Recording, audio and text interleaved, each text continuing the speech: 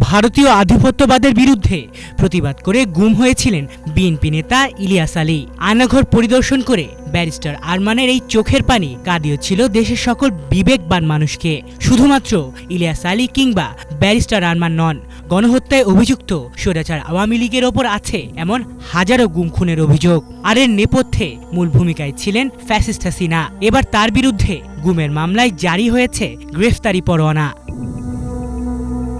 বছরের পর বছর গুম, খুন আর ভয় দেখানোর রাজনীতির পর অবশেষে ইতিহাস ঘুরে দাঁড়িয়েছে যে ফ্যাসিস্ট হাসিনা রাষ্ট্রের ক্ষমতা ব্যবহার করে বিরোধী কণ্ঠস্বর রোধে ব্যস্ত ছিলেন। আজ তিনি আন্তর্জাতিক অপরাধ ট্রাইব্যুনালের আসামির কাঠগড়ায়। বুধবার সকাল নিঃশব্দ কোর্টরুমে উচ্চারিত হল এক ঐতিহাসিক ঘোষণা। গ্রেফতারি পরোয়ানা জারি করা হলো পতিত প্রধানমন্ত্রী ফ্যাসিস্ট হাসিনার বিরুদ্ধে। মুহূর্তেই সেই খবর ছড়িয়ে পড়ে দেশের প্রতিটি প্রান্তে, ফেটে পড়ে দীর্ঘদিনের দমিত জনরোষ। প্রসিকিউশনের পক্ষ থেকে আনুষ্ঠানিক অভিযোগপত্র জমা হয় আন্তর্জাতিক অপরাধ ট্রাইব্যুনাল 1-এ। এরপর শুনানি শেষে বিচারপতিরা একে একে পড়তে থাকেন অভিযুক্তদের নাম।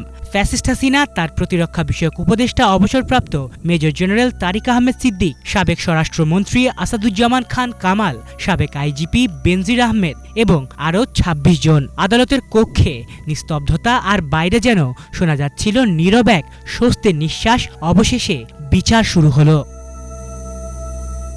অভিযোগ শুধু রাজনৈতিক প্রতিপক্ষকে নিপীড়নের নয়, মানবতা বিরোধী অপরাধেরও। র্যাবের টাস্ক ফোর্স ইন্টারোগেশনের অন্ধকার সেলে বন্দী রাখা হয়েছিল শত শত মানুষকে, যাদের অনেকেই আর ফেরেননি ঘরে। প্রসিকিউশনের ভাষায় এটি ছিল এক রাষ্ট্রীয় নীতিতে সংগঠিত গুম অভিযান। আর সেই অভিযানের কেন্দ্রবিন্দুতেই ছিলেন ফ্যাসিস্ট হাসিনা, রাষ্ট্রযন্ত্রের ছায়ায় লুকানো এক ফ্যাসিস্টের মুখ।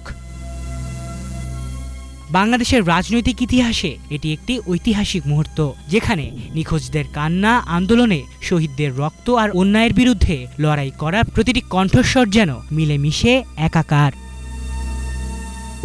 আলিফ চৌধুরী, বাংলা ভিশন।